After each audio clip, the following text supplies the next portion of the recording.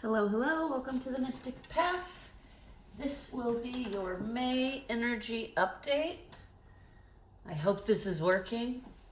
I've been having some technical difficulties this morning. It's Mercury retrograde, so there's no wonder why. I'm also in the May energy of full moon eclipse. So the energy is doing a lot right now, so that's probably why I'm having technical difficulties. So hopefully I upload this and it all works out well, right? Okay, I already pulled crystals for the month. I channeled and made notes like I always do. I think what's happening here is in April I did a couple readings. One of them I was like, we're having a green theme here. That's happening again still, I guess. Because one of the crystals is malachite, which is green. The decks again that I was called to use, green, this one too. Anyway, so that means heart chakra, right? That's so funny. And then I also just heard, don't forget the pink, because look, there's pink here in these crystal cards. There's pink in this language of light we're probably going to pull from later. And the heart chakra can be pink or green depending on where you're at in growth, what kind of healing you're doing, etc. So we're going to go ahead and get started. I apologize. It's a little dusty over here, I'm noticing. My apologies if you can see my dust. I'm just cleaning and clearing my energy before I start handling the cards. I have already cleaned and cleared the space. I've added protection for all of you watching as well. Cleaned and cleared the space, added protection. So we're safe here from any spirit's intent on doing harm, etc. Homie, don't play that, is what I just heard in my head. That's hilarious. One of my guides is being cheeky. Homie, don't play that, apparently. Okay. So, yeah, we're protected, we're safe. I don't know why I feel the need to keep saying that. For somebody watching, I guess. Okay. So, before I get into it, I printed something out a while back and I keep forgetting to bring it up. I got it from, it showed up in my feed, but it looks like Vienna Ferran is where it came from. Want to give credit where credit's due, right? But I just mentioned to you, we're in Mercury retrograde. I think we have like another week or so of it, maybe a week and a half. Anyway,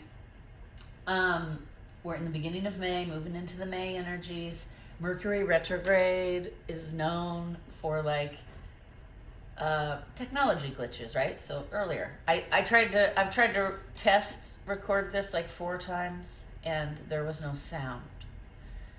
So I think I finally have it working. We'll see. Hopefully you're not reading my lips up over there. Okay, so in Mercury retrograde, another thing that is known to happen is like old things from the past come back that you didn't fully deal with and purge or release, let go, accept, right? So that means old relationships. My neighbor was recently telling me how in the last week, like a chaotic relationship he had like 6 or 7 months ago. And like, it caused all kinds of shadow elements to come up. Basically, it ended in a spectacular boom of chaos. And now, like, it's come back. The girl has come back around and is like, we need to talk and get closure. Okay? And it's funny, when he told me that, I was like chuckling on the inside, because I was like, classic Mercury retrograde, right? Issues from the past that you didn't fully heal from are coming back around for healing. Also, we're in an eclipse. Eclipses are good for that too. So we have like a double whammy: eclipse, Mercury retrograde. Things are coming back from the past to be healed. Issues are coming up. Maybe you had an issue at work and that's coming back up all of a sudden. Maybe you are having issues in your finances that you thought you'd solved and it's coming back. Maybe it's an ex person, right? Maybe it's an addiction coming back.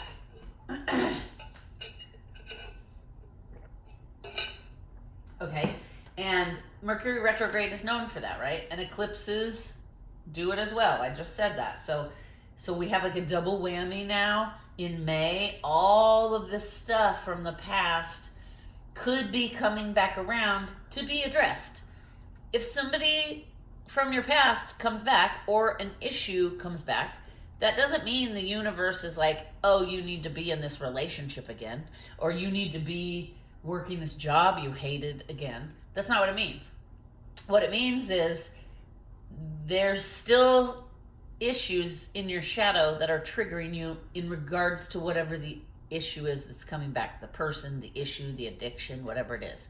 And you never dealt and healed with and purged those things. And so they're coming back around to be purged, to be dealt with, to be healed, right? Because we can't just shove things down and think they will never come back. They will come back, and they will ruin your life and keep you in chaos while they're filling your aura and you're ignoring them, right? When you have emotions or traumas and you don't deal with them, like talking them through in therapy, or with a friend, right? Or healing with energetic healing or physical body healing, like the things will come back if you don't fully address all of it, right? It's almost like when they do surgery for cancer. If they cut out the cancer and they think they got it all, but there were still a few cells left that they did not get, that cancer is eventually going to come back, right? Because they didn't clear it all out. They didn't heal it all. It's the same thing with our emotions and emotional issues, okay? So, also full disclaimer, the Mystic Cat is at my feet. So he may join us like he likes to do. Anyway, so the things come back not because like, oh, the universe sent me this toxic relationship again. No. And we get confused as humans, and sometimes we think that. We're like, oh, the reason it came back is because it's my destiny, right? And then we're like stuck in this vicious cycle of a toxic relationship or a toxic addiction or whatever it is, codependency, whatever the issue is for you in your shadow, right? So, and again, I'm feeling compelled to point out that like when someone else is triggering you, it is not that person's fault, and it is not up to that person to figure out why they're healing you or why they're triggering you. And it's not up to them to stop doing what they're doing. Like, there's a lot of people in the world nowadays that think, you're triggering me, you need to change how you behave so that you don't trigger me anymore. That is not how it's supposed to go, folks, right? It's supposed to go, oh my goodness, I'm being triggered by this person or this event or this drink of alcohol or whatever, right?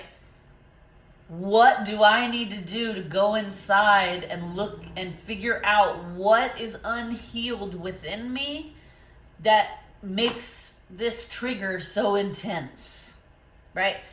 And, you know, I've had years of therapy, you guys, and I keep going because it's like never something really, you know, growth is never something that finishes or ends.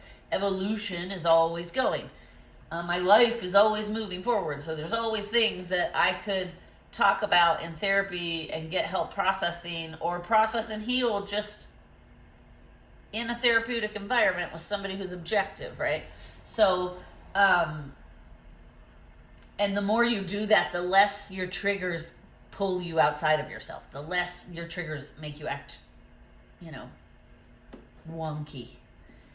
So that is why we have to heal things. We can't just ignore things, because trust me, I've done it. When you ignore something, it will build up and build up. The universe will get louder and louder and louder until you deal with the issue, face the issue. And 9 times out of 10, it's not the other person's fault, right? We all have a part to play in everything that happens in our life. And yes, there are other influences, but we make the decisions for our life. We set the boundaries or don't set boundaries. We decide or we don't decide, right? We change or we don't change.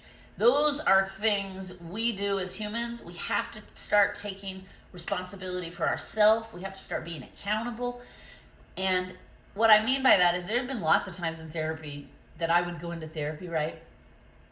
And I had it all, something had happened in the week and I'd been ruminating on it and I'm thinking about it and I'm concocting a story in my head, right?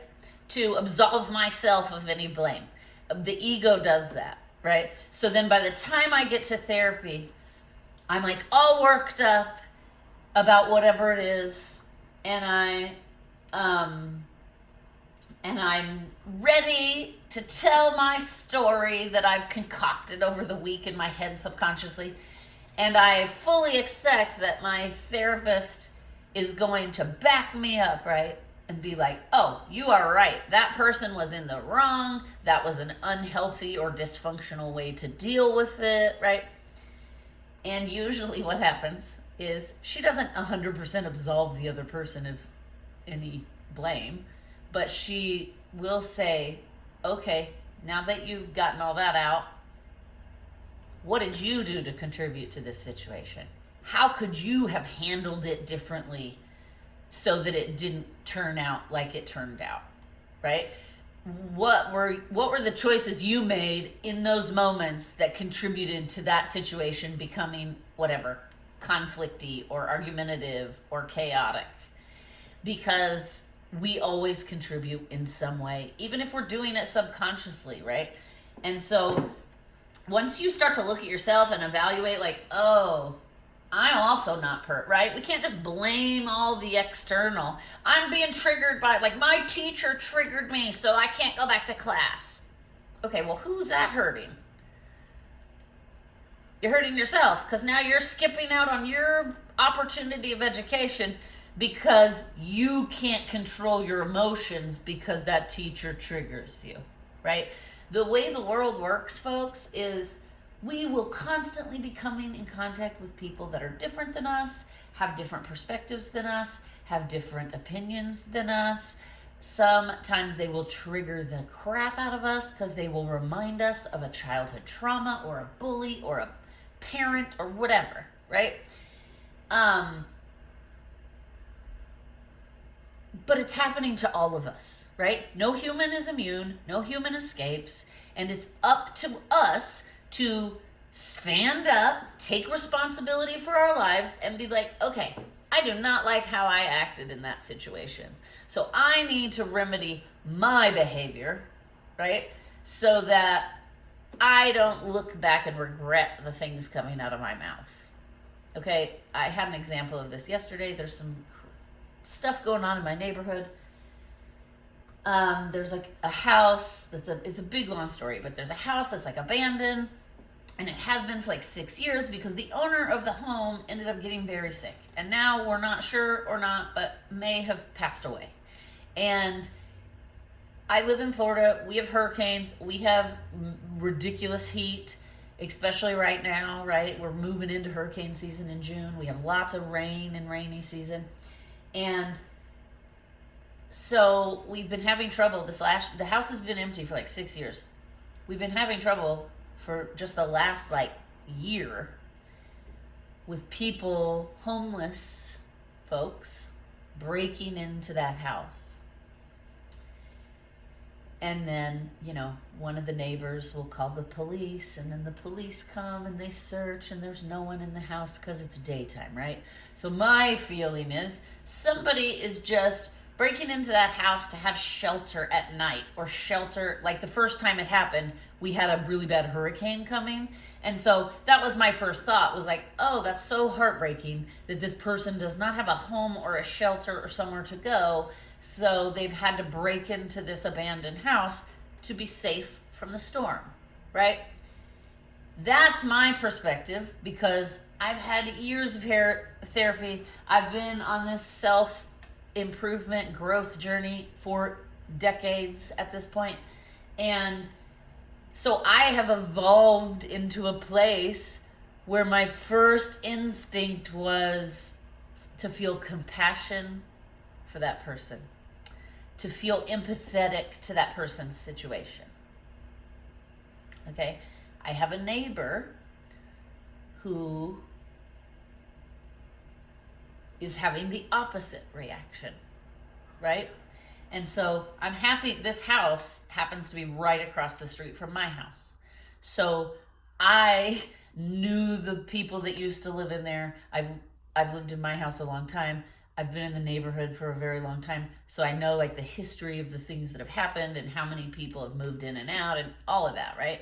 So for whatever reason, a lot of my neighbors keep coming to my house to be like, look at what's happening with this abandoned house. We need to do something, right? And my feeling is we've done everything we could do, right? We called the police.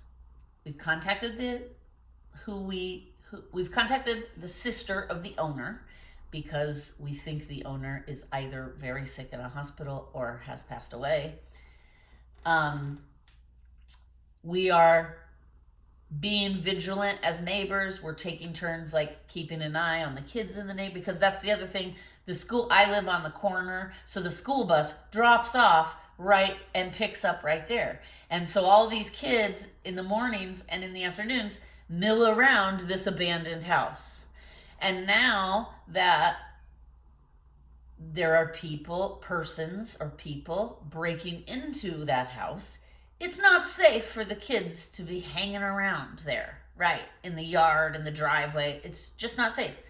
So we as neighbors have been like, over the last week since the last break-in happened, we've been like collectively during the school bus pickup and drop off, one of the neighbors goes outside so that there's an adult out there until the bus comes, just so that, heaven forbid, whoever has broken into this abandoned home maybe has mental illness. I mean, this is all speculation, right? But that's my point. We don't know. They could be violent. They could have mental illness. They could just be a scared little runaway who's like trying to find shelter. Like, we don't know the whole situation, right? All we know is somebody keeps breaking into there because the windows keep getting broken, and then they boarded up the windows, and now the plywood gets pulled off the windows, right? So my point is, one of my neighbors is very triggered by this whole thing. And for the last several days, her attitude around this whole thing has been very low vibration, right? And I'm not judging, because I was there once too. And the funny thing is, some of the things that were coming out of her mouth to me yesterday, I was thinking to myself like, oh my goodness, I used to think just like this. Or like a decade ago, this is exactly what I would have said, right? So like I said, my first instinct was to lean into compassion and empathy. Her first instinct, because she still has a bunch of trauma she hasn't healed that triggers her, is she gets like into fight or flight mode. And then the next thing you know, like now she's walking around the neighborhood with a gun. And she's like, don't worry, we'll be safe. And I'm like, oh my goodness, right? Not the best way to handle it. But I know, because of all the healing I've done, that she's just has a trauma or something coming up that's triggering her, and it's making her act a little irrationally and outside of herself. And let me tell you, I've lived here a long time. I didn't even know this woman had a gun or carried a gun. And now she's not only carrying it, she's like showing it to all the neighbors, okay? So I'm just saying, that's what I'm talking about here, is like, it's not like she keeps saying, somebody needs to do something about this house, right? But we've all done what we can do. And now we just have to kind of wait it out for the next week to see what's going to happen, right? And she's really having trouble with the wait it out part. Like every day this week, and probably this weekend and next week, she's like pacing in front of that abandoned house. She's like knocking on all the neighbors' doors to get everyone else all riled up like she is riled up, right? And it's like she can't calm down and get into a resting state because she's being so triggered. And instead of asking herself, why am I being so triggered by this? Why am I so fearful? And I mean, I get it. Look, she has legitimate concerns, right? She's like, this is an abandoned house. We don't know anything about these people breaking in. This is a nice family neighborhood. Like, she's like, I feel endangered because who knows who's breaking into this house, right? So, I mean, she has valid concerns and fears. The problem is she's obsessing on them because she does not want to deal with, like, why is this triggering me? Is this like, what is this bringing up in me to cause me all this fear and fight or flight, right? And so this is like when that's happening, it's a surefire sign something's coming up for you to work on or release or deal with or heal from, right? Because it's like, instead of dealing with her triggers, she's taking all that energy and fear and spreading it all over the neighborhood and trying to distract herself with the external, right? She's called the police several times. She's called the sister of the owner of the house several times, and the sister finally stopped answering the phone. And she's knocking on all the neighbors' doors because she's trying to distract herself, right? I have all this stuff happening inside of me that I need to deal with, but I don't know how to deal with it, or I'm afraid to deal with it, or whatever the case. So I'm just going to take all this energy and spew it out onto everyone else so I feel better. But the thing is, at the end of the day, it does not make you feel better. You still are being triggered, and now you've codependently dumped all your bad energy, your low vibration energy, on everyone else in the neighborhood. Okay? So this is what I'm talking about here. We had an eclipse at the end of April. We have an eclipse at the beginning of May, right? New moon, April, full moon, everything in between that's happened, and a little bit after and a little bit before, is all about bringing up deep, deep rooted issues, trauma, dysfunction for healing. It's bringing it all up for us to look at on an individual level and on a collective level. Okay? So what is important to say, and I know I haven't read this yet, we're going to do it now.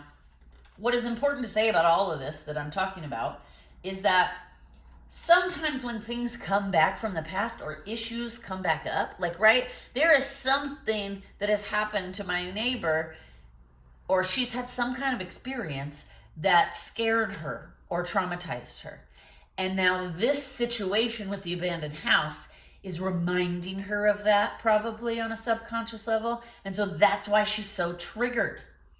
So, because of the Mercury retrograde and the eclipses, it's like whatever it is deep in her is being brought up to the surface to be dealt with. Okay? And we can approach these things in two ways, right? We can take responsibility for our part in what's happening. Or, and ask ourselves the hard questions.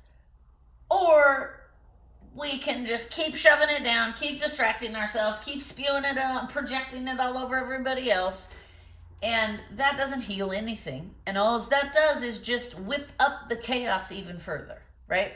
So I ran across this. It showed up in my feed. Again, Vienna Ferrone. And I thought it very poignant for what's happening right now. Because like I said earlier, a lot of people I've even done this, right? In my 20s, a toxic relationship would come back around and I would think, oh, this man must be my destiny, because why else would the universe bring this back around to me, right? Well, this is the perfect saying. Sometimes second chances lead us to something beautiful and expansive, and sometimes they don't. If there isn't growth, then a second chance is just a pattern. Okay, so that's what we need to remember. Sometimes things come back around as a test, right? And this actually happened to me recently, and now I can't even really remember what it. Oh, I know. Yes, I do. I had something happen in work this week with a client, and I could tell it. So a couple weeks ago, I was talking with a girlfriend, and she was explaining a work situation or whatever, and she was very triggered and worked up, and right, and I was like, well, I can see both sides. I understand what you're saying. I can see the big picture. There's a bunch of people at fault here. It's not just one person, whatever. And I said to her, man, I feel lucky that I've done so much work and healing so that I'm not so triggered by these like little menial just things that happen, right? Because we all have to deal with things in life we don't love. And like, I may love my job, but there are times I come in contact with like a client's assistant or a client's employee that rubs me the wrong way or triggers me or whatever. I can't be like, well, I can't do this job or deal with this client because this girl triggers me. That's crazy, right? Because then you'd like hermit up in your house and you'd never go anywhere. You have to deal with the things that are happening in the world. And so, I made this, and it was totally my like now in hindsight, I can see it was totally my ego, like slid in there and was like, oh, I'm sorry you're having this problem at work, but I don't have these problems anymore, because I've healed the triggers in me that, right? And then the universe tested me because I was saying like, I've got it all figured out, and I mostly don't get triggered anymore. And even when I am triggered, I go instantly into my steps of like deep breaths, calm down, right? And that's a bunch of crap. I'm a human being. Okay? I also get triggered and sometimes come outside myself. And this week is a perfect example. So then it was like the universe then put all kinds of annoyances in my work life this whole entire week to like test me. Are you really able to not jump outside your character when you're triggered? Are you really able to stay calm and collected when this person is purposely pushing your buttons? Right? So sometimes second chances come around and lead us to something beautiful and expansive. And sometimes they're just tests, right? So like, this has happened to me too with a toxic relationship in the past. Like a toxic relationship came back around, and my first thought was like, oh, this must be destined, because why else would this come around again? And it came around again to test me, to see, are you gonna do the same bullshit over again, right? Are you going to just repeat a pattern? And sometimes you do have to repeat the pattern. And I did, in that particular instance, I repeated the pattern. I kept telling, oh, it's destiny, blah, blah. And then I ended up 6 months later breaking up with him for the same reasons I had broken up with him 2 years prior, right? Because he hadn't changed, he hadn't grown, he hadn't worked on himself, and I had. So then now we were no longer even on the same vibration, right? So there was a lot of conflict, disagreement, chaos. And so that taught me that like, oh, that wasn't destiny. That was a test, right? That was the universe bringing a toxic thing around to see if I had learned anything from it the first time.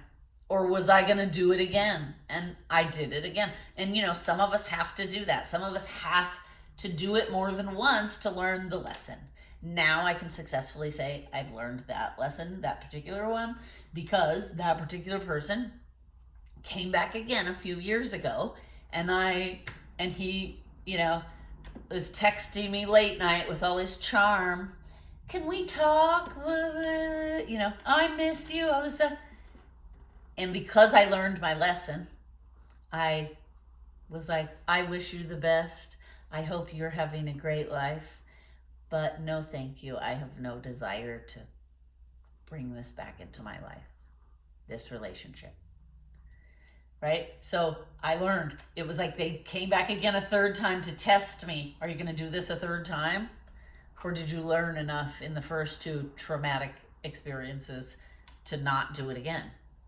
Right? So again, if something is coming back to you from the past, a person, a job, an issue,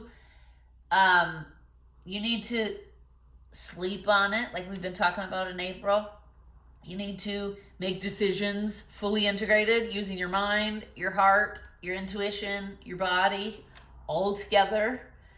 And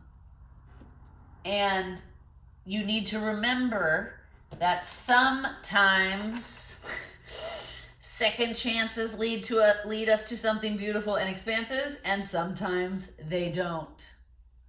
Second chances could just be a repeated pattern if there is not growth. Okay, so that's the key. When this person came back to me for the third time, we texted for a few minutes right before I set the boundary and said no thank you, whatever. And in those few moments of text, I was asking strategic questions to see if there was any growth on his part, or if he was just going to give me more of the same. And in that few minute text exchange, he was giving me more of the same. Okay, and so that's why I knew instantly. There hasn't been much growth here. I've done a lot of growing. We're not going to be on the same vibration anymore. And it's not going to be a harmonious, joyful experience because there's been no growth. There's been no change on that person's part. Right? And the second time around, I had learned how frustrating that is when you're working on yourself and they're not, right? So this time, when he told me he hadn't been going to therapy, he hasn't been working on himself, I was like, yeah, I don't need to do this again. I don't need to repeat this again, right? Okay, so I just wanted us to remember this because with the eclipses, with Mercury retrograde, there's a lot of stuff coming back. There's a lot of stuff coming up to be looked at again, right? And a lot of what I channeled was that these eclipses and the month of May is a very good opportunity to heal, purge, let go, release, accept anything deeply seated that you've been ignoring, that you've pushed way down. Because this month, the energy is very supportive of healing those things. And like, it's crazy because you know how, I don't know, like if you took a vacuum cleaner hose and you put it and then it picks up whatever and it's like, makes that noise, right? Well, I recently, over this last week, had an aha moment about something in my life. Having to do with my shadow. And I cleared that block. And when I cleared that block with the aha moment, that's what I heard. Like, whoop, that noise that it makes when a vacuum cleaner like sucks something up. And I was like, whoa, what was that? And my guides were like, you don't need that block now. It's gone. Whoop, we vacuumed it out. And so I was like, so cool, right? And so that's what I keep, as I'm talking about this, like we have an opportunity in May to purge anything we've repressed, anything we've been ignoring, any deep, deep pains and traumas that we've been hoping would just go away that haven't, right? Now is the perfect time to look at those things, talk about those things, analyze, try to understand, and then accept that, like I was saying with the situation with my neighbor, like she's still all worked up and she's like, I don't understand why you're not so upset about this. And I said, because we've done everything we can do, right? We've called the police. We've called the sister of the owner. We are being vigilant, and we've let all the kids in the neighborhood know now, don't be playing around that house, blah, blah, blah. Okay? That's all I can do. I don't own that house. I'm not the police. I'm not some vigilante that's like fighting crime on my own, right? So I said to her, like, there's no reason, I'm not going to ruin my day or my week or my weekend because I've done everything I can do. So I just have to accept that now it's in somebody else's hands, right? And that's what I'm talking about. When these issues come up, it's like nobody's saying pretend it didn't happen or that your trauma isn't valid or didn't hurt you or isn't hard to overcome, right? We all have trauma. We all go through stuff as humans. That's the whole point of this experience on Earth. And, you know,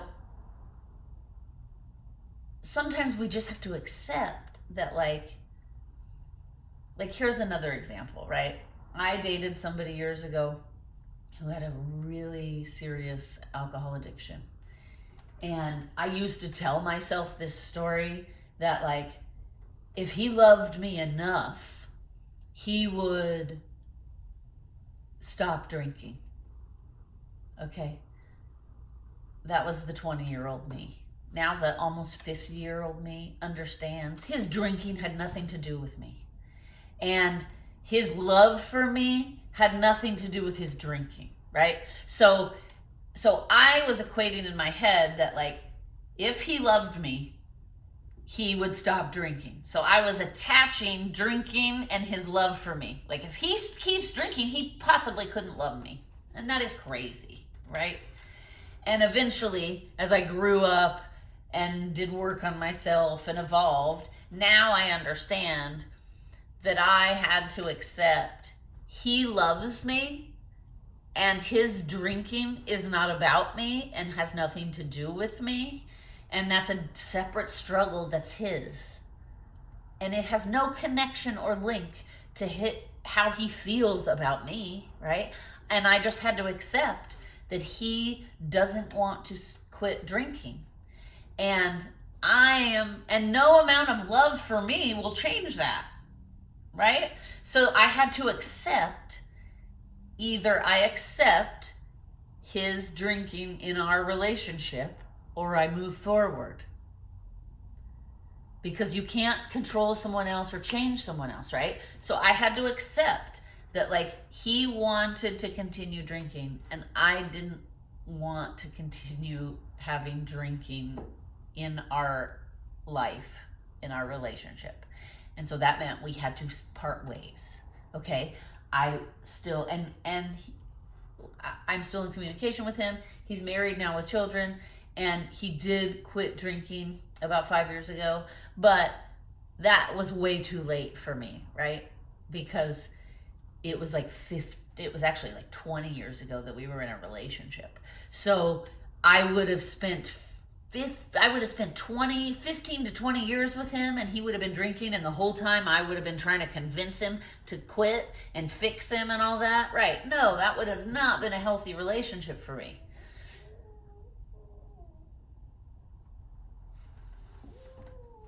Oh my goodness, can you guys hear that? The mystic cat is sleeping under my feet, and he must be having a bad dream because it's okay, bub. You okay? It's okay, because he was like whining in his sleep. Poor baby. Oh, anyway, okay. So anyway, that's my point. When we talk about, like, nobody's saying, like, if you had a serious trauma, like a sexual assault or molestation or something, or even being beaten up, whatever, nobody's suggesting you just get over it, okay? But what I'm saying is sometimes we have to accept that like to let go of that and all the toxic emotions that are filling us in regards to that issue, we have to accept, like, I'm never going to get an apology from my abuser or my perpetrator. And I have to be able to forgive and move forward for my own sanity, for my own mental and emotional health. And sometimes you have to forgive and move forward and heal without an apology, without accountability from the other person. And so that's what I'm talking about. Sometimes we just have to accept the things that are outside of our control. And then we have to make whatever the best decision for us is in that moment to move forward. Okay? And that's a lot of what like I channeled for this month. Is I channeled that this month is about deep healing. The stuff that's deep in there that you thought you'd already healed or dealt with. And again, I'm going through it too.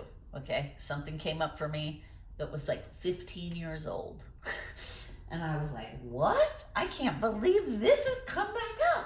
I thought I dealt with all this. I thought I healed it, right? But I had to get serious. I had to sit myself down. I had to meditate. I had to journal. I had to ask myself the hard questions. What is it I could possibly still be holding on to in regards to this? Am I angry? No. Am I hurt? Okay, well, that's what I got. Hurt, yes. So then I was like, okay, I'm hurt. Why could I still be hurt? I've pretty much dealt with most of the issues that I felt hurt from, or at least I thought, right? And so I had to sit with that for a little bit, and I had to ask myself the question. And it did come to me. Like I said earlier, I had an aha moment. It all of a sudden, I had an aha moment. I was like, oh, that's why this is coming back up again. I'm still telling myself XYZ, right? And then when I had that aha moment, when I realized I was creating my own block at this point, that's when whoop, the vacuum sound. Whoop. I wish I could do it. I wish I was like a sound effect mouth guy. Anyway. And so that's what I'm talking about. When those things come up, like I could have just ignored that and been like, I dealt with this 15 years ago. I'm not even entertaining this. And just shoved it back in my aura. But I know better than that now. And also I was a little curious, like, why is this still coming up? Why do I still feel hurt or betrayal from this person, right? And I had to really get deep and investigate it. So that's what's happening right now. And, you know, I mean, it can be rough, right? It can totally be rough. So we just have to keep that in mind. Let's get to my notes. Then we'll get to the crystal cards I pulled. Then we'll pull some other cards, okay? Because I'm a little rambly today. I think it's just because they want, like, because some of these stories I'm telling, I'm like, well, that's an interesting thing channeling out of me right now. But it's all always related, right? Okay, so in May, the energy is going to feel very like, get it done.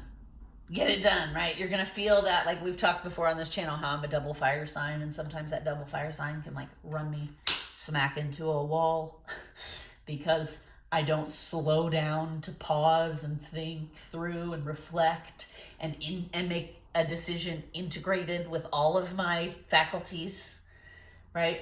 The intuition, the body, the heart, the mind, okay? When you don't slow down, you can really get yourself in trouble. And you can veer off your path very quickly without even realizing it. And then you'll look back and be like, whoa, what happened there? How'd I end up here? How am I deep in this again? Right? So they kind of said, this is a warning. We're not telling you about the get it done energy so that you can like start making lists and being crazily productive. Okay? We're telling it to you as a warning. This month, the energy is going to be very intense. It's meant to be about this deep purging, healing, and growth and expansion that I've been talking about. And do not let this get it done energy pull you forward to where you're not slowing down to make decisions. You're not being the best version of yourself. You're cutting corners, right? So they basically said, don't overstretch, don't overdo, don't overcommit. Stay very grounded this month, which we were talking about in April. It still applies for May. All these new energies coming in with these eclipses, very intense energies. So we need to be grounding and clearing our energy a lot, okay? To be able to handle all of this high frequency coming in, okay? Another thing they said, which I think is great, is you're going to start seeing in your own life, and we're also going to start seeing it in the collective a little bit, where the intuition is showing up in your daily life, right? You're making decisions because, ooh, that doesn't feel right in my gut, right? And this has always been going on, but now we're going to start noticing it more. We're going to become more aware of it.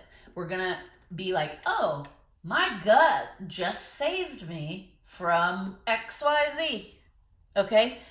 This is a true story. I know somebody who in the 90s in Texas was in college. I was also in college in the 90s. And, but not in Texas. I was in Illinois, but this person was in Texas.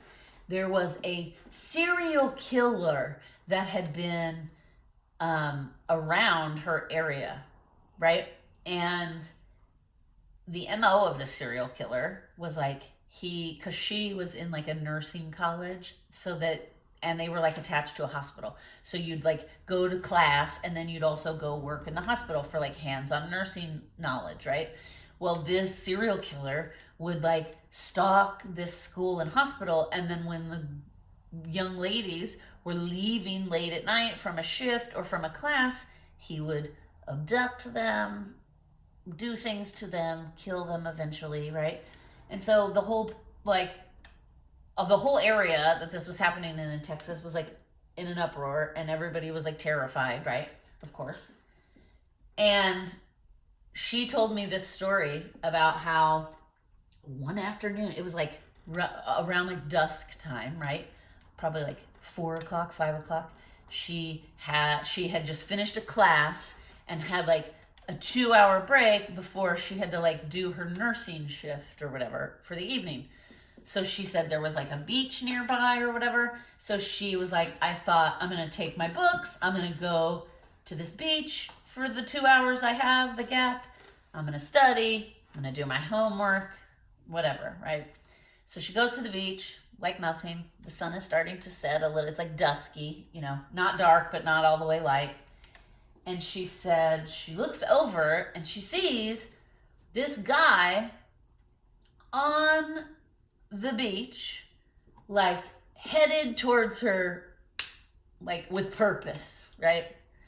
Not like aggressively running at her, but she was like, I could tell he was walking straight towards me, right?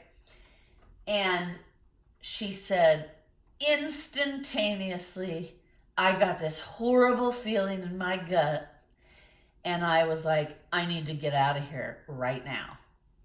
And she said she started pack, because when you go to the beach, you like lay a blanket down, you get out. So she said, this man is headed towards me. I can see him still heading towards me. He's taking big paces to get there, right? And she goes, so I start just like cleaning up all my stuff and throwing it in a bag.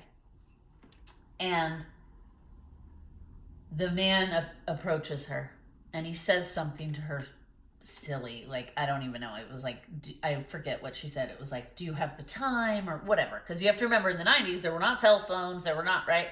So he asked her some like mundane question, right? To make her feel like, oh, this guy's not a threat. And so she said, she said, every part of my body was saying to me, get out of here now, leave. And she said, so he said to me, what time is it or whatever? And she's like, I responded, I don't know, I have to go. And she's like, I ran as fast as I could to my car. She got in her car. She drove back to the school, right? She's like, but I could not forget how I felt.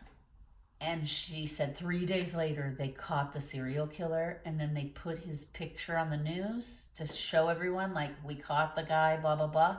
And it was that guy that was walking up to her at the beach. Isn't that crazy? That's crazy. So her gut, but she didn't really realize, her intuition was telling her, this man is dangerous and you will not be okay if you stay here. But it's like, she didn't really realize that is what was happening at the time. And it was also the 90s where people were like, that's not a thing. Intuition's not a thing, right? So people would then say to her, oh, you're so lucky, you know, that happened. Just a coincidence that you happened to leave at that time. And she always says, like, no, it was no coincidence. I now know it was my intuition telling me you're in danger. So that's what I'm talking about. Our intuition shows up for us all the time in our daily life. It's just that we don't always recognize that's what it is. And even worse, we don't acknowledge it and we like poo-poo it, right? Like, oh, that's a stupid feeling. That's not, well, you know, I shouldn't be feeling like this. This is just a well, clean-cut, nice man walking towards me, right? We do that a lot as humans. So this month, they're saying you're going to start seeing your intuition show up integrated into your life. When that happens, you need to pause and acknowledge it and honor it and say, thank you, intuition. Thank you for helping me out of that bind. Thank you for giving me the message of whatever, safety, protection, whatever. Okay? Because the more you acknowledge it, the more you honor it, the stronger it will get. Okay? And like my intuition now, because for years I've been doing this, now it's like I know instantaneously when something is right or not right or about to happen, right? And I will always say, like, thank you, intuition, for steering me out of that situation. Because I know that, like, it's guiding me, it's helping me, and I want to give gratitude so that the guidance keeps happening, right? And that it's like a muscle. It's like a muscle. If you don't work it, it won't grit strong. It won't be a strength, a foundational strength for you, right? So that's what they said. Acknowledge it when it happens. Reinforce it, I wrote down. Okay? You will notice that there are going to be a lot of people around you and in the collective, kind of what I was talking about earlier with my neighbor, right? I'm noticing that, like, oh, some of my neighbors have not done enough growth work or evolution work, and they're not evolved enough to deal with, like, what's happening right now, right? All these energies coming in for change. That's why they're so triggered. That's why their lives are chaotic. That's why she's pacing around the neighborhood carrying a gun, right? So we need to remember to stay grounded, because this is what happens when you're ungrounded. When you're not grounded, you can't deal with all the energies coming in. So then you're constantly being triggered. You're constantly projecting out onto everyone else, right? The best thing we can do in the month of May is ground, clean our energy, keep it clean and clear, keep the flow free from gunk. It's funny, I just did that because as I was saying that, keep the flow free from gunk in my third eye, I could just see all this, like, heavy looking gunky, like, slimy stuff. And that's why I felt the need to, like, whoosh, whoosh, right? Clear it out. Clear it out. Whoosh, whoosh. I don't want it in me. I don't want it in my aura. Okay. We already talked, this is a month about deep purging and healing. Again, if you are not dealing with the things that are coming up and you're not grounding, you are going to have a lot of trouble this month. Okay? You will be in the chaos loop. You will be repeating old dysfunctional patterns and behaviors if you don't stay conscious, if you don't keep grounded, if you don't keep cleaning and clearing your energy, doing your work, asking yourself the hard questions. Okay? We already talked about the eclipse. Talked about digging deep. Okay, again, they said this month, this energy is very good for digging deep and letting go of any emotional traumas holding you back. This is the month to address it. Take advantage because the energy is supporting it. If you start trying to do it in June, it's not going to go as smoothly because the energy will have shifted by then. Okay? All right, so around the second week of May, things are going to calm down. Like, let me just say this. From my channelings, I can tell you the month of May is going to be very woo, woo, woo, right? There's going to be a few days where things feel all tense and chaotic and like what I've been dealing with in my neighborhood. Then there's going to be several days of like, ooh, things feel harmonious, cozy, peaceful, comfortable. Then we're going to have some more chaos, then some more calm and some more chaos, okay? The whole month is going to go like that. That's why it's very important to stay grounded. Keep your energy clear. Because if you can stay grounded, keep your energy clear, do your work, face the things that are coming up, don't run from them, face them, you'll be able to keep things a little less peaky, right? You may still have wobbles, but it'll be a little less extreme, all right? If you're not doing any work, if you're not grounded, if you're not cleaning and clearing your energy, if your life and house and everything is full of clutter and your mind is full of clutter, right? You're going to be having a month of like ups and downs, deep peaks, deep lows, deep high highs, right? So just keep that in mind. It's funny, I wrote this, clutter in your environment. Okay, so even though the energy may calm down a little bit in the second week, we're still going to be purging bad habits, bad patterns, bad behaviors. And you know, when I say the word bad, I just mean undesirable, okay? Undesirable patterns, behaviors, thoughts, all of that. All right? Again, the universe is going to draw your attention to where is the clutter in your environment. Where is the clutter in your mind, in your body, in your home, in the workspace around you, right? What are you putting into it's more of what we talked about last month. What are you putting in your body?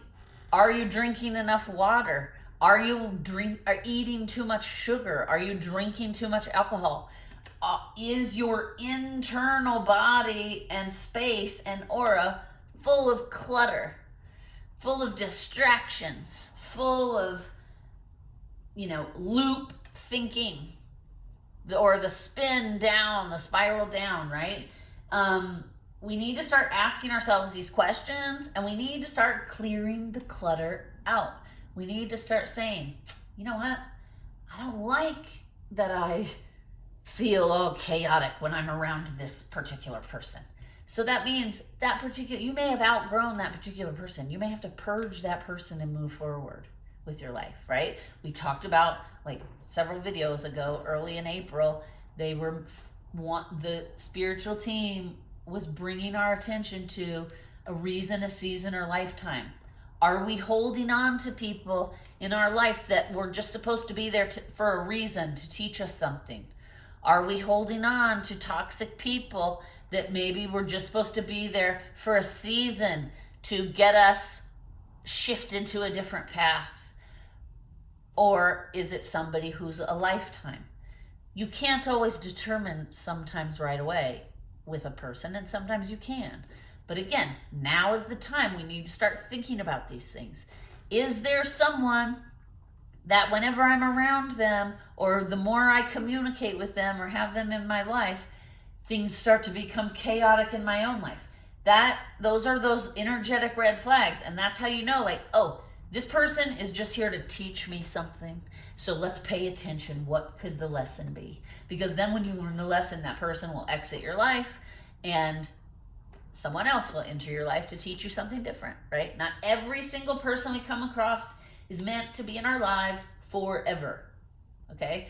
We can create very toxic situations by looking at every person, place, or thing and being like, oh, that's going to be a permanent fixture in my life, okay? We need to be more adaptable, more adjustable. We need to be able to lovingly be like, with love, just like I said to you when that gentleman came back the third time, I was able to lovingly let him go. I wasn't like, F you, you were the worst thing that happened to me, right? If I had been that way, that means I'm not fully healed. Okay? So I was able to say, I wish you all the best in your life. I hope you find everything you're looking for and you find happiness and joy, but no thank you. I don't want you. I don't need to continue this relationship, right? Because he was somebody who was just in my life for a season to teach me some things. And let me tell you, he taught me a lot of things. I had a lot of personal growth in the 9 years that I was in that relationship because I was triggered a lot. And instead of running or pushing it down or ignoring it, I would go to therapy. Be like, listen, what happened? And I don't know why. Let me try to figure it out, right? Okay. So we talked about that. Yeah. Again, part of the get it done energy. So they're saying like the second week of May, everyone's going to feel very nesty. You're going to want to kind of be a homebody. It's going to be very comfortable energy to be a homebody, to declutter your space, to like, and this just happened to me over the weekend out of nowhere. I just woke up Saturday morning and was like, whoa, because I was getting ready to channel some of this. So I was like preparing, and I just woke up Saturday morning and I just had an urge that I could not stop to clean my house from top to bottom. And I am talking like deep, deep cleaning. I cleaned over the weekend for 10 straight hours. And when it was over, I felt amazing. And my space felt amazing. And I had cleared out so much just stagnant energy and clutter. And then it's funny, the next day on Sunday, I sat down and channeled everything for May. And I was like, oh my God, I just went through this like purging and decluttering and evaluating what am I holding on to in my life that I really don't need or I don't use or that could be holding me back. Okay. So we talked earlier about the get it done energy, and we got to be careful because you don't want that get it done energy to like overtake you and pull you off into a place you're not ready to go or you're not expecting, right? So what I wrote here is use that get it done energy internally. Use it to clean and clear your house and your space. Use it to clean and clear your body and your aura, right? Use it to start eating better, start exercising, start going to therapy, whatever it is that you need to do to stay on a better path, to be the best version of yourself. We need to be doing that at this time. Okay. Okay. I already talked about how sometimes this month it's going to be smooth, calm, harmonious, comfortable, and then woo, it's going to be unstable, chaotic. There's going to be power struggles, right? So that's going to happen this month. It's going to be very up and down. Again, the goal is to try to stay even keeled. Even people that have been doing work for years and years and years and decades won't just be able to keep it at a straight line, right? Like I've even already shared with you guys some of the wobbles I'm having. And like the thing with work, there was all this stuff thrown at me that was like really triggering my shadow. And I had to work hard all week long to just remind myself, these are the eclipse energies coming in. These are just tests to see how I'm going to react to these triggers, right? And I had to work, there were a couple days I had to work very hard to stay in the best version of myself. And I had to disengage from the client for like 30 minutes. I had to take some deep breaths. I had to remind myself, like, this is just the energy right now. Do not take it personally, okay? Stay in the best version of yourself. I mean, there was one day where multiple times I had to like stop, take some breaths, ground. I had to remind myself, do not let this woman pull you out of your character. Do not let this woman pull you out of alignment, right? So I'm doing a pretty good job of like balancing out the instability of the energy happening, but I'm not even keeled. I'm like going like this, right? I'm still having some wobbles, but the good news is, because I am using my toolbox of self-care, of therapy, of breathing, of whatever it is, that is what's keeping me from going deep and extreme. I'm just wobbling a little bit and then pulling myself back into alignment because I can see what's happening, right? I'm observing. I'm like, let's stay in observer mode. This eclipse energy is making everyone act a little wonky. And like I said, I've been seeing it in my neighborhood every day this week.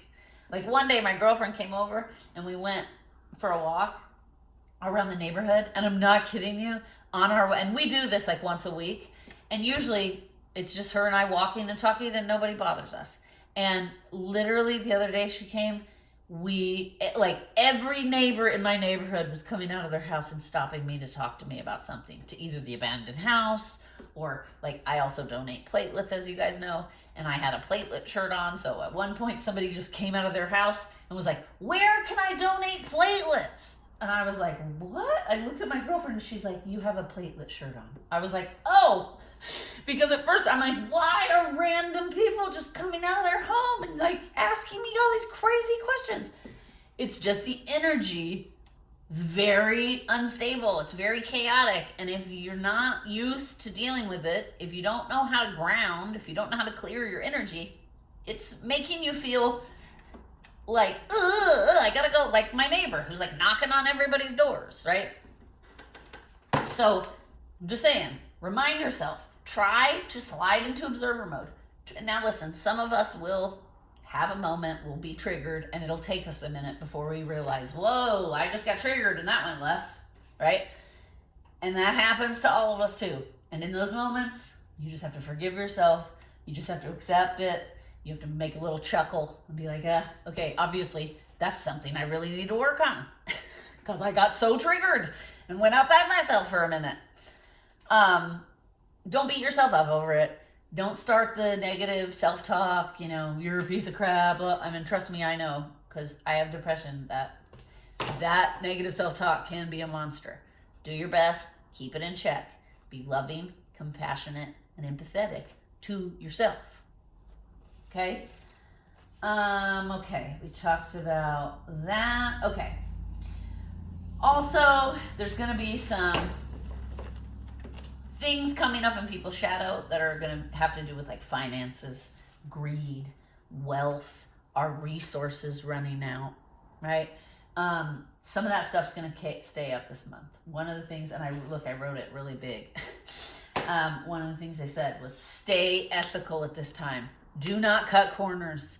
Use your values, your morals, and your integrity when you're making integrated decisions, okay? Earlier, we talked about don't let the get it done energy pull you off out of alignment, right? And what did I say in the beginning about that? Don't overstretch or overdo. Don't overcommit. Keep sleeping on any decision you're making, right? And here I wrote, stay ethical. Don't cut corners, right? So we talked about that. Like, don't let the get it done energy make you cut corners or do things dishonestly or rush through and half-ass something, right? Stay in alignment. Try to pull yourself back. Take deep breaths. Just like I explained to you I did when I was having an issue with a person that I work with, a client. I had to several times pull myself, instead of just shooting off emails back, right? Because this was somebody who I could tell is struggling with the eclipse energies, and she was very like accusatory, and her tone was just very condescending, and the audacity of it was she was being that way for mistakes she made, right? She was having trouble taking accountability for the issues that she created in this project. So then she was trying to project them off onto all the rest of us that are working on the project. And all the rest of us are like, no, you're not going to put those energies on us because these are your responsibility. You have to take accountability that you're the link in the chain that failed in this process of 15 people in this project, right? She was the link that failed, but she was having serious trouble taking any self-responsibility or accountability. So she was projecting it out onto all the rest of us on the project. And I wasn't the only one. One of the other people on the project called me and she was like, I'm about to kill this woman. And I laughed because I was like, I'm feeling the same, right? I was like, I'm just trying to take some deep breaths and remind myself that, like, you know, this is going to happen. This is outside of my control. She's going to blame other people and have this freak out frenzy. There's nothing I can do about it, right? But what I can do about it is not contribute to the chaos by shooting off emails, responding in the same tone she's giving the rest of us, right? So there were a couple of times I wanted to just shoot off an email and basically be like, this is why you're wrong, right? But I had to stop myself. I had to pull myself back. I had to take some deep breaths. I had to remind myself, this is just eclipse energy, right? This is not personal. She's not attacking you. She was attacking like everyone on the project. So it wasn't personal about me. It was about her not wanting to take responsibility or accountability, right? And luckily, I was able to see that. There were a few other people on our team that were not able to see that.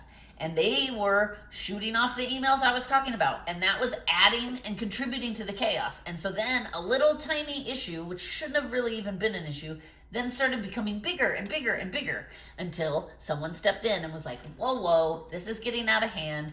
There's no reason for all of this animosity and excitable energy. We need to get focused on just finding the solutions and getting it finished, right? So thank goodness some of us were able to stay in alignment to balance out those who were not. Because otherwise, the whole week would have been chaotic and the project would not have gotten as far as it got this week, because everybody just would have been spewing blame all over each other, right? But luckily, half of us were able to pull ourselves back, breathe, stay in alignment, and that helped balance out the people that were like losing it and like blah, like my neighbor knocking on everybody's door, right? This was like the electronic version of that. There was somebody who was like sending out emails to everybody and like, you know, so it was the same kind of energy just happening in a different venue. So I was witnessing it in two different places, in my work environment and in my neighborhood environment. And I recognized immediately, okay, this is the eclipse energy. This is not about me. I just need to stay in my character, stay ethical, okay? Use your integrity, make decisions using your morals and your values, right? And because of that, then the week went much smoother. Knock on wood, right? Okay. Let's see what else. Okay. Again, we already talked about this, but they were saying this get it done energy can pull you outside of yourself. It can also push you to be disrespectful or unethical. So you're going to want to watch that. Just like I was saying, I had the urge to be super disrespectful back to this woman that I was working with. But I was able to pull myself back, take a few deep breaths, and be like, Amy, that's not who you are. And you know, listen, that has not always been the case. Sometimes I can't pull myself back. And in those cases, what I recommend is like, you write that chew out email, but I write it in a Word document so that I don't accidentally send it, and then I throw it in the trash at the end of the day. Because then that way I've gotten out everything I've wanted to say, but I haven't created a problem for the team and I haven't ruined the client relationship, right? So that's a nice little tool that can be helpful. Okay, so we already talked about, you know, the energy is going to be up and down. So there will be, around the new moon on the 19th, it will be some very good, beautiful, sweet, loving energy. That'll be a great day for like doing inner work, connecting with yourself, your intuition, your guides. But that does not last for more than a couple days. And then we hit into the 4th week of May, and it's going to be a rough week. It's going to be more chaotic, unpredictable, unstable energy the last week of the month, okay?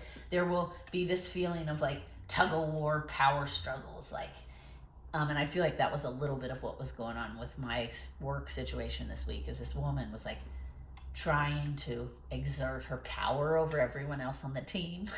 But that's hard to do when you're the person making all the mistakes, right? So we just have to keep that in mind. The last week of May, the energy is going to be very supercharged and intense. But you're also going to start feeling very proud of yourself. You're going to start to see very clearly the paths for you to move forward in your life and expand and grow. You're going to start to think from this point forward, humans, the energy is going to be very supportive of humans. How do I word it? Knowing their place in the world, I guess, is what I want to say, right? From this point forward, we're being challenged in anything we do at work, whether it's at work, whether it's with our family, raising kids, volunteering, whatever it is, right? We need to start, we've already talked about all last month, we need to start making all of our decisions in an integrated way, right? With all of the parts of our body, our mind, our heart, our intuition, and our physical body. And we need to also start asking ourselves, how am I showing up in the world? With what I'm doing, with what I'm creating, how am I contributing in a positive way to the whole? How am I contributing to the greater good? Or how am I not contributing to the greater good? And if you're not contributing to the greater good at all, you need to start trying to figure out how you can show up and contribute to the greater good. Okay? A friend of mine and I have been working on this program for years for her business. And we are always asking ourselves that, right? We're creating content. It's kind of like a program where you you sign up for the program and then you go through and you learn all these things about fitness, nutrition, energy, wellness, okay? And we are always, when we're creating that content, we're always asking ourselves, like, how is this helping the collective or not helping the collective? Or is it? Because if we're creating stuff that's not making a dent in moving humans forward, then what's the point, right? The whole reason we're here, we are a collective whole, right? We rise together, we fall together. If you notice, when society gets chaotic, it's not just like, oh, well, things aren't chaotic for me. It's like when America's chaotic, all of America is chaotic, right? We're all experiencing it. So we need to start asking ourselves in our daily lives, every day when we get up, what am I doing to contribute to the world today? What am I doing to positively set a good example for the people coming behind me, right? That's what I wrote. Moving forward, we have to always be thinking of what our contribution to the whole is. How are we individually making choices to make the world better? It's time to stop thinking just about our own little personal selfish bubble, and we need to start thinking big. And it's kind of like what my friend and I are doing for her business. We decided, she was like, I have this dream to create all this stuff around wellness, right? Obviously it wasn't that quick and vague. But,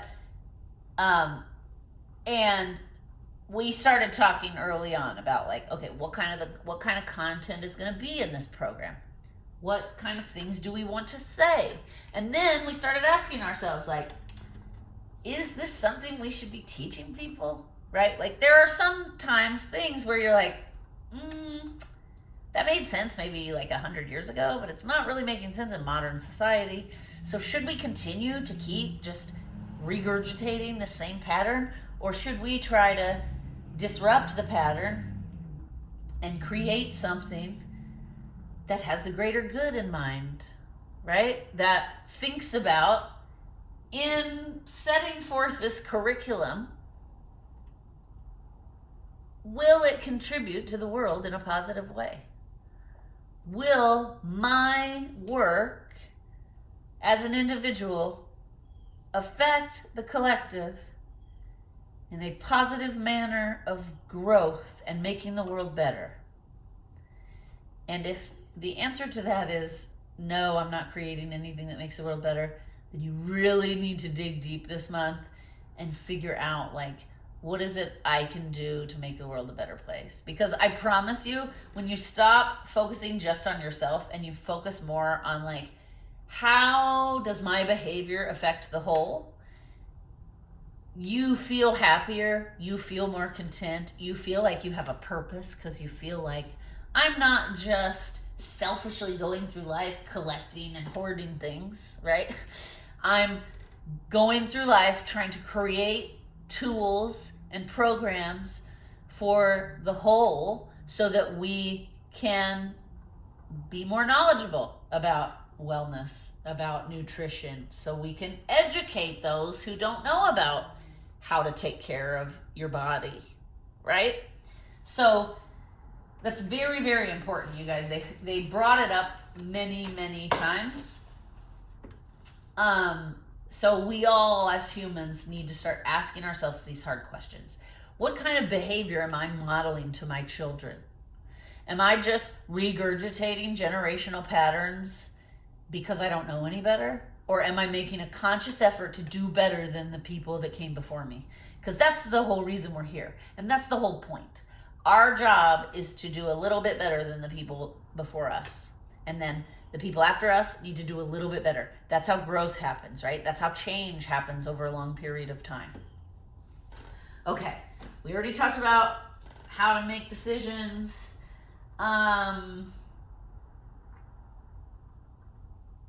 We talked about how are we contributing to the greater good. One other thing I want to mention in harmony with that is, like, how are we choosing our own happiness?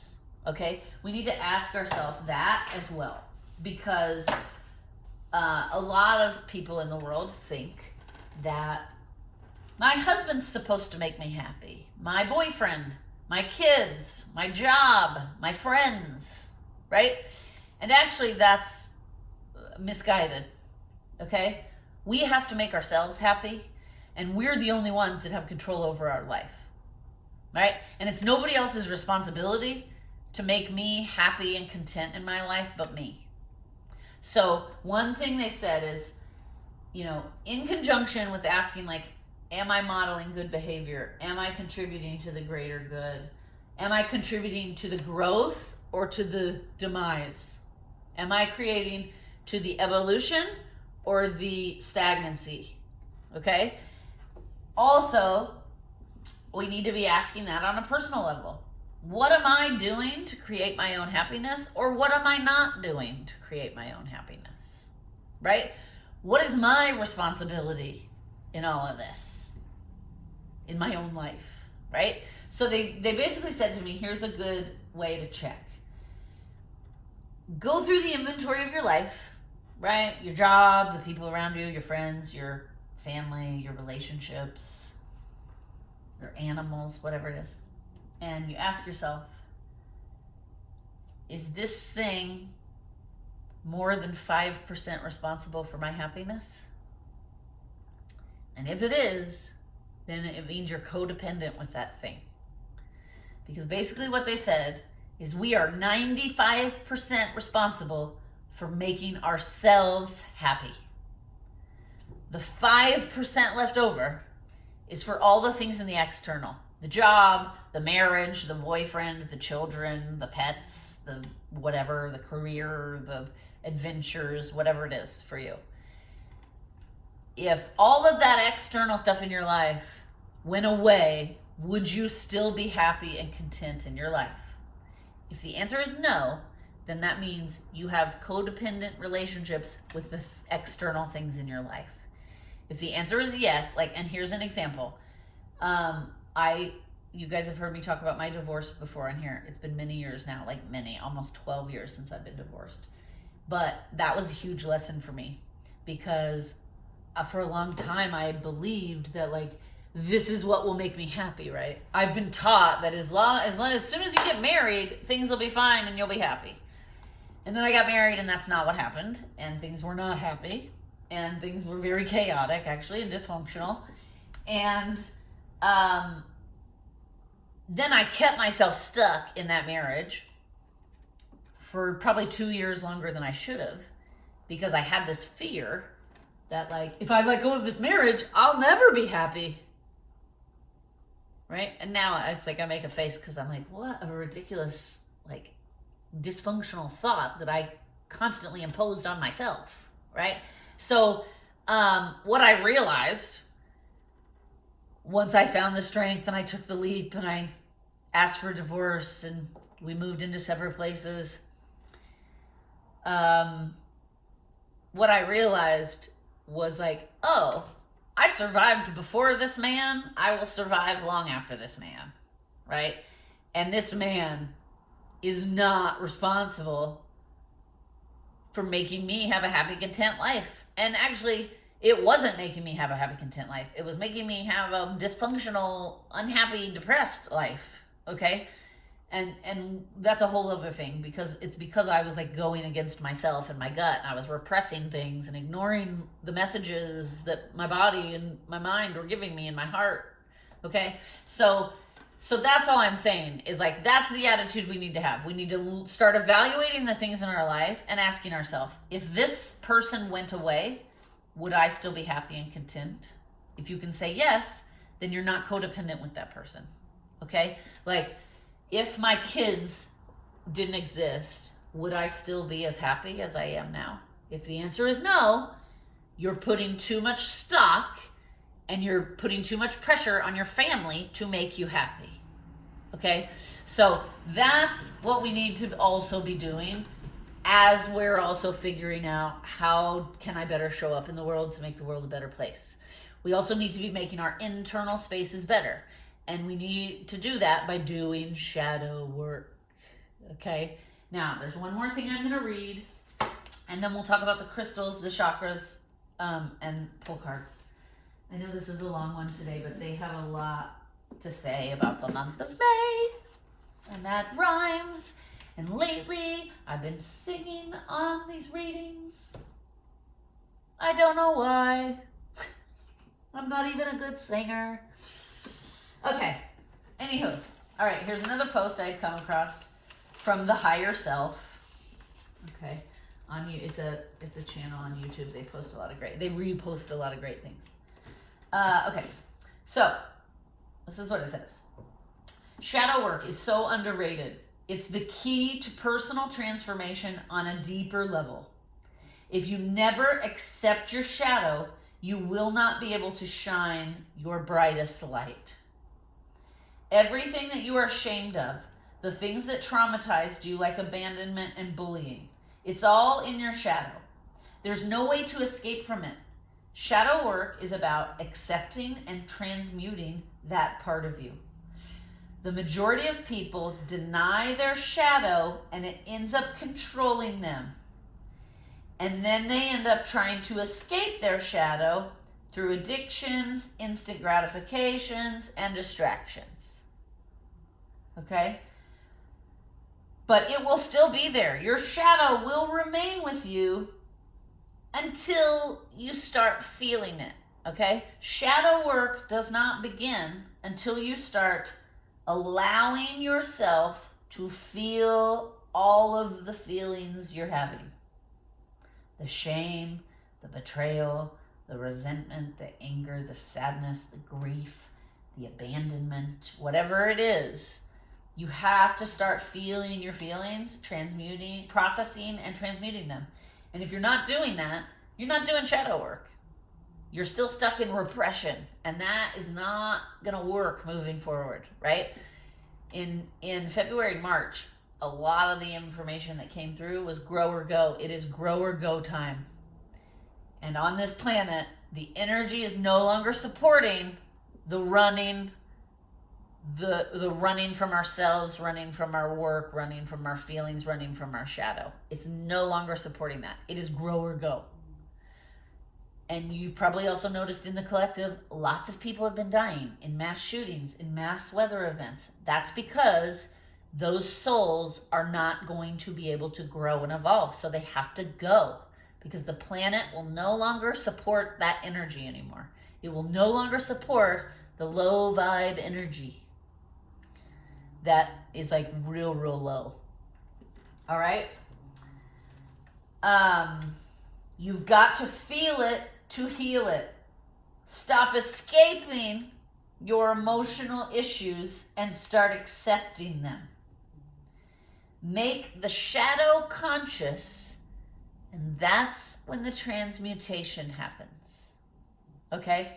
And that's what we've been saying. Like I keep saying, until you're, whoops, look at me, spilling water all over the place.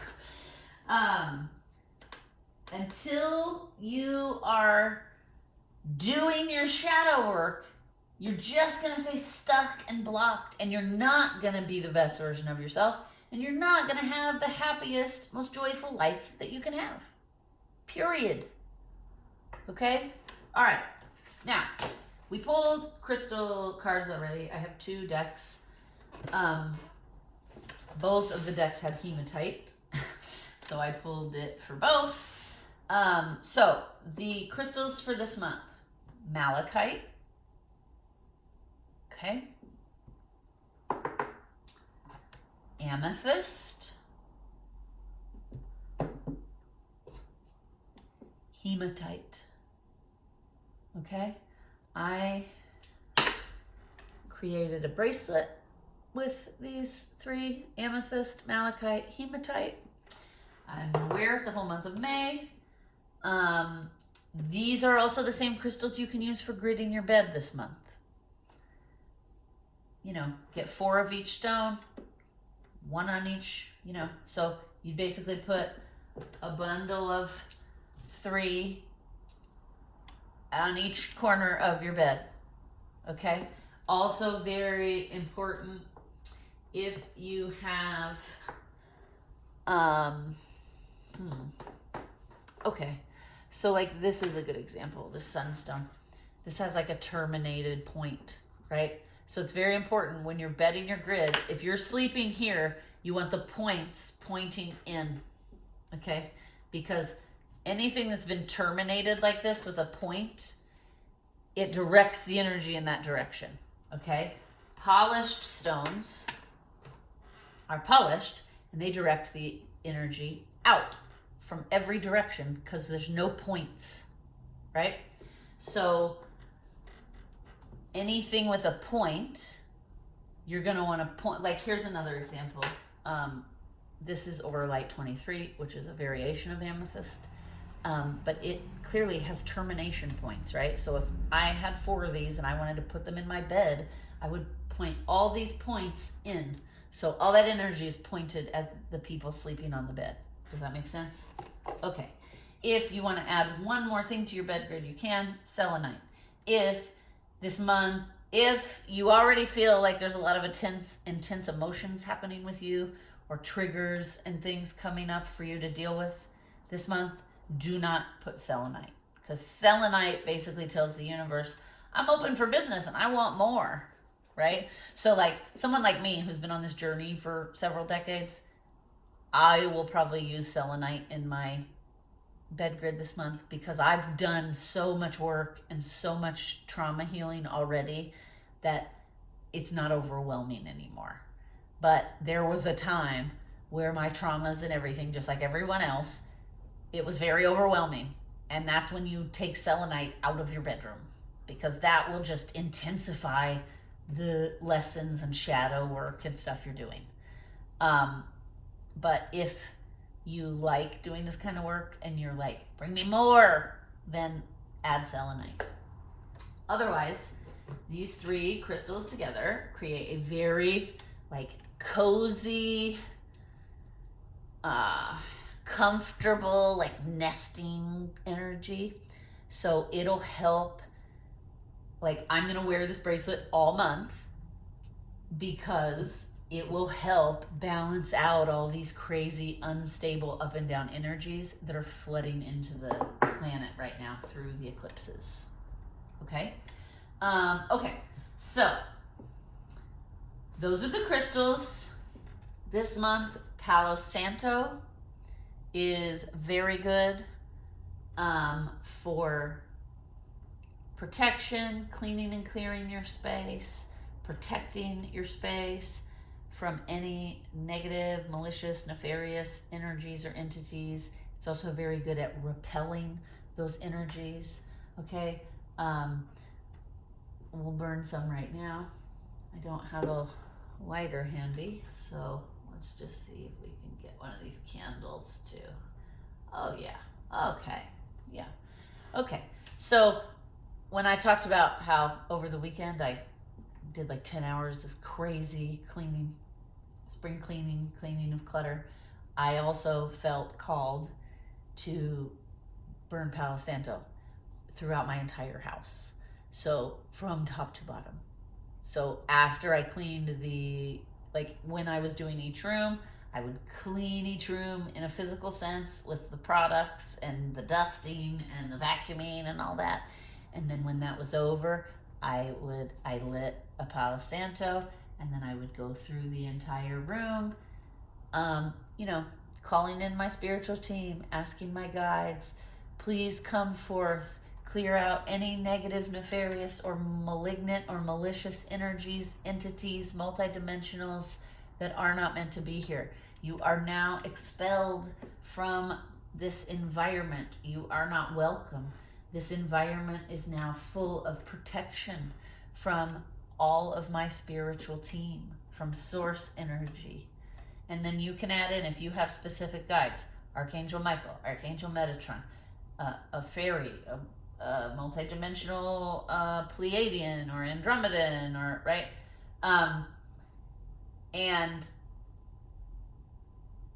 And I did that through every room of my house. I did it under the beds, in the corners, by the ceiling, right?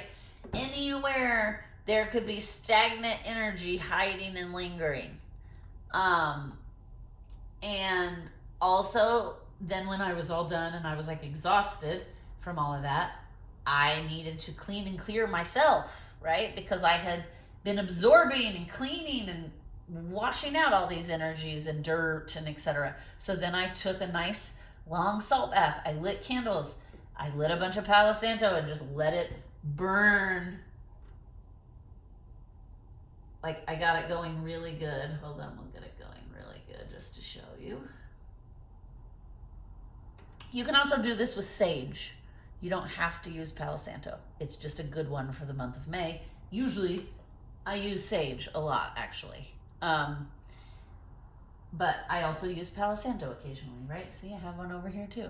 So like what I did this weekend to speed it along is I lit both of these, and then I was going through every room and, letting the smoke flow, and I was saying my blessings that I just demonstrated. And then when I went and took a bath, I said the same thing. Clean and clear myself, my aura, my body, of anything I could have picked up while trying to purge and clean. And then I lit some Palo Santos and just set them on the counter in the bathroom, so that they could just burn while I was bathing and reading. Okay? So there's that. If you do not have Palo Santo or sage, and you prefer like sprays or essential oils, the essential oils that'll be good for this month are eucalyptus would be a good one, lemon would be a good one, French lavender. Also, you can get Palo Santo in an essential oil, okay? And then we already talked about the heart chakra. Everything seems to be pretty green. So this month, the heart chakra will be needed the most, okay? We will need our heart to stay in compassion, to stay in empathy. The earth chakra will be challenged the most, right? Which is why we talked about there needs to be constant grounding. We need to constantly be connecting that earth chakra to the core of the earth. We need to anchor in. And it's interesting because the crystal card for hematite says anchor in, right? And then expand into wonder for the amethyst. So you need to anchor in so you can expand and start doing and clearing and healing. Okay? And then our crown chakra is supported the most. That's why, because we're trying to expand, we're trying to grow, we're trying to evolve. Okay? Let me just check the time really quickly because I know this is a long one.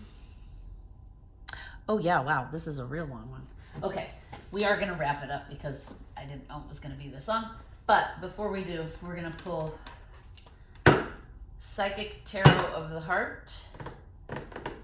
And then we're going to pull from these two for guidance. Okay, so what is it is there anything else we need to know about the month of May?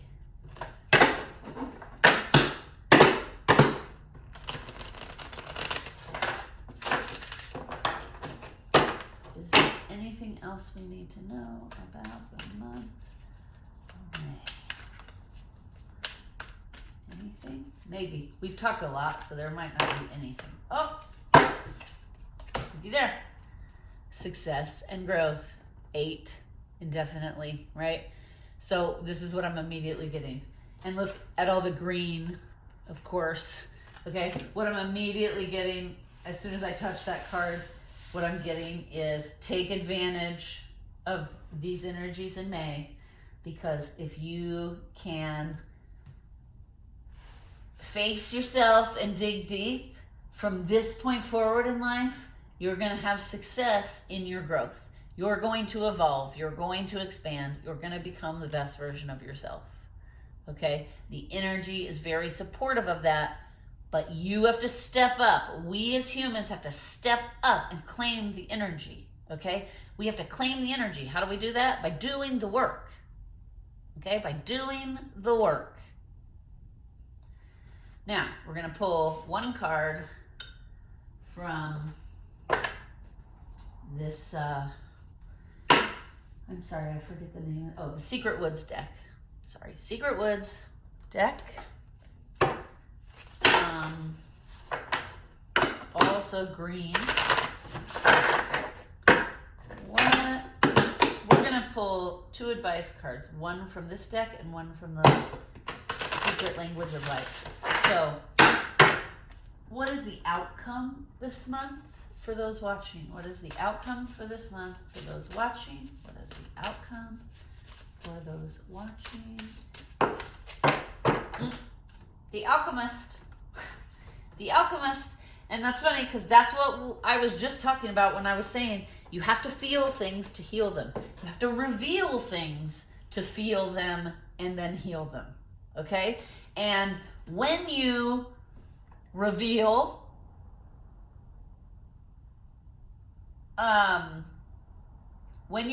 them, when you feel them, then you heal them. That 3-step process is what they call alchemy. Okay? Transmutation, alchemy. This card, what's the outcome? You're going to become the alchemist. Those of you watching, if you can dig deep and accept and release and let go of the blocks holding you back, you will improve your outlook. Look, it says improve your outlook. All right? Now, we're going to pull from the Secret Language of Light, and then we're going to read from the book because this has a great book. All right. What is the advice? What is the advice for everyone watching for the month of May? Whoa. Okay. Oh, there it is. Okay.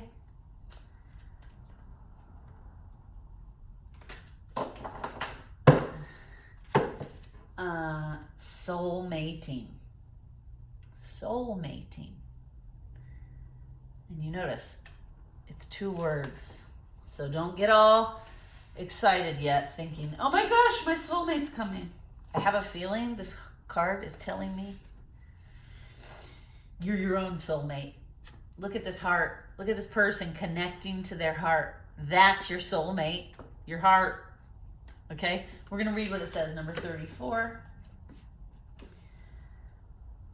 And I opened right to it. Okay? Soulmating. A new encounter or a deepening of an already existing union will profoundly change the way you perceive unconditional love. Chemistry between 2 people does not mean they are life partners. Sometimes we enter each other's lives to awaken, expand, and open our hearts so wide that they may never close again. It may last for a moment, a season, or a lifetime. Are you kidding me? There it is again, you guys. There it is again, you guys. A season, a reason, or a lifetime. Okay? That came out. I did a whole video on it in April. It's come out in every video I've done since then. This is very important to growth, right? Is understanding not every person that we come in contact with, not every external experience is meant to be permanent. Okay? It says, time is not necessary to shift the cogs of your heart and feel the absolute ecstasy of you. See? You are your own soulmate. Don't get caught up and attached to the people or the things or the external ideas. Okay? You're your own soulmate. And right now I'm hearing the Lizzo song. I'm my own soulmate, and I'm gonna love me, and I'm always gonna hold me down. I mean, what is with the singing in all these videos? It's Whitney Houston. I mean, I'm no Whitney Houston. I just mean the last couple of videos, the Whitney Houston energy has been like coming in and filling me with song. And the reason I know that is, well, it's a big long story, but I've like lately, Whitney Houston stuff just keeps popping up in my environment. Songs, the movie, all kinds of stuff, right? And so I've never sung in videos before, and I've been doing it the last 2 videos, and I think it's just her saying like, don't take everything so seriously. Sing, be joyful, right? But anyway, if you have not heard that Lizzo song, go look it up. It's called Soulmate. It's brilliant. It's one of my favorite songs because it basically talks about how I don't need somebody else to fulfill me. I don't need somebody else to make me successful. I don't need somebody else to hold me down because I do those things for myself. And then that goes back to what we were talking about before with the 95% happiness, the 5%. If you're not relying on yourself for 95% of your joy, happiness, contentment, then you're having some codependency issues you need to work on. Okay? All right, let's keep going. The purpose of a soul relationship is to mirror your love and light and melt away any hard edges or walls you have built. Whatever is mirrored will intensify. Okay? So we also have to remember, any person that comes into our life is basically there, like especially the people triggering us, they're meant to trigger us. They're a mirror. They're triggering something within us so that we can heal that thing, so that we can look at it and heal it, right? It's like a mirror. There's that saying, some people will never like you because your spirit irritates their demons. Okay, that's what we're talking about here. If you can't go within and look at your own shadow and look in the mirror and look at, okay, what is this situation with this particular person or circumstance trying to teach me? What is my accountability and responsibility in it? If you can't do those things, then you're going to have a lot of struggles, because that's the whole entire point of Earth, is for us to look at ourselves, heal ourselves, and then contribute to the greater good as the best version of ourselves. We've talked about this before on this channel. Imagine what a wonderful, harmonious world it would be if every single person was working on themselves and being the best version of themselves. It'd be great.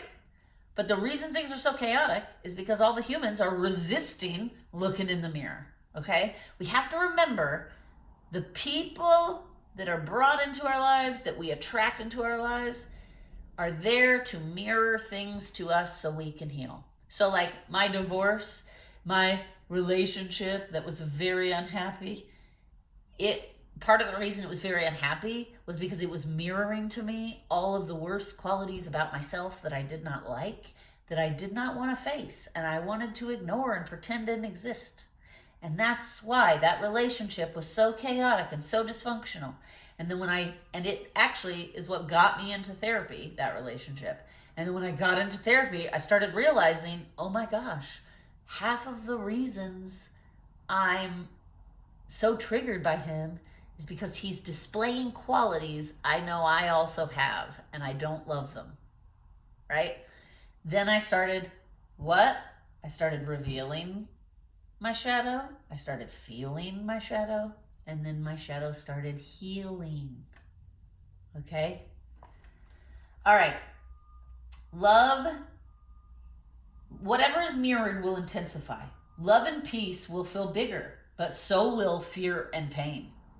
Okay? Keep that in mind. That's brilliant. Keep that in mind. The people around you are mirrors that reveal any wounds that hold us away from love so we can heal them as we embrace ourselves and heal and grow. Yeah, and then basically the instruction is write down 7 things you want to experience in a new or current relationship with yourself. Write down how you expect each item to make you feel. And see if you can find that feeling in your life now, okay? You attract into your life what you are. Brilliant. All right, we're going to wrap it up. I know this is a long one. It's probably almost like 2 hours long. They had a lot that wanted to come through. We are grateful, spiritual team, for all the messages. Use the essential oils, use the crystals. They will help you level out the energies. I'm telling you. Because earlier this week, I wasn't wearing this bracelet because I hadn't made it yet. And things were a lot more chaotic. And it was a lot harder for me to keep myself in alignment, right? In the best version of myself. Once I made this bracelet, and I've been wearing it the rest of the week, things have been a lot less intense, right? This energy is very cozy. It's very like cocooning. It feels very cocoony. Like I'm safe in my own space, in my own aura. I'm safe to do the work. I'm safe to reveal, feel, and heal. Man, that's a good one. We're going to name this video. Reveal, feel, and heal. All right, with that, we're leaving it. You guys have a wonderful rest of your day, rest of your night. And yeah, we'll see you next time. Thank you so much for watching. Please like, share, and subscribe. Comment below. Thank you, thank you, thank you.